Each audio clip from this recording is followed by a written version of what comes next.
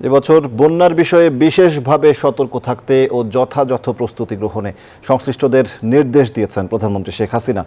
পাশাপাশি বাজেট বাস্তবায়নে অর্থবছরের শুরু থেকেই পরিকল্পনা নিতে বলেছেন তিনি। মঙ্গলবার জাতীয় অর্থনৈতিক পরিষদের নির্বাহী কমিটি একনেক সভায় এসব নির্দেশনা দেওয়া হয়। এদিন ৫,৪৫৯ কোটি টাকা ব্যয়ে ১১টি প্রকল্প অনুমোদন দিয়েছে একনেক। দেশজুড়ে ঝরছে আষাঢ়ের বৃষ্টি, তার সাথে উজানের ঢল মিলে সিলেট, সুনামগঞ্জ, উত্তরাঞ্চল সহ দেশের বিভিন্ন জেলায় দেখা দিয়েছে বন্যা। এমন পরিস্থিতিতে সামনে দেশব্যাপী আরও বন্যার আশঙ্কা করছেন প্রধানমন্ত্রী। তাই সবাইকে সতর্ক থেকে প্রস্তুতি গ্রহণের নির্দেশনা দিয়েছেন তিনি। নতুন অর্থবছরের প্রথম একনেক সভা শেষে সংবাদ সম্মেলনে একথা জানিয়েছেন পরিকল্পনা মন্ত্রী। বৃষ্টির ধারা ইত্যাদি দেখে ধারণা করছেন যে আমাদের সম্ভবত বন্যা হতে পারে।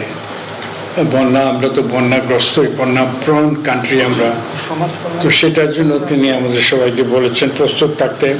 মন্ত্রী জানান, একনেক সভায় উঠে আসে বিদায়ী অর্থবছরে বাজেট বাস্তবায়নের ধীরগতির বিষয়টিও। আইএমএডির হিসেবে অর্থবছরের প্রথম ১১ মাসে এডিপি বাস্তবায়নের হার মাত্র ৫৭%। তাই চলতি অর্থবছরে বাজেট বাস্তবায়নে এখন থেকেই প্রস্তুতি গ্রহণের নির্দেশনা দিয়েছেন সরকার প্রধান। সবাইকে নির্দেশনা দিয়েছেন, বলেছেন যে এই সময়টা আপনারা প্রস্তুতি গ্রহণ করেন, সকল প্রকার পেপার ওয়ার্কস যেগুলো আছে অফিসে ঘরে বসে করার কাজগুলো শেষ করেন, যাতে বৃষ্টি থামার পরে আমরা আমাদের মূল কাজে আমরা অগ্রসর হতে পারি। মাননীয় প্রধানমন্ত্রী জানিয়েছেন যে যে প্রকল্পগুলি আমরা শেষ মুহূর্তে টাকা দিয়েছি সেই টাকাগুলি তারা কিভাবে খরচ করেছে এবং এটার ইম্প্যাক্ট একটা স্টাডি করার জন্য বলেছে।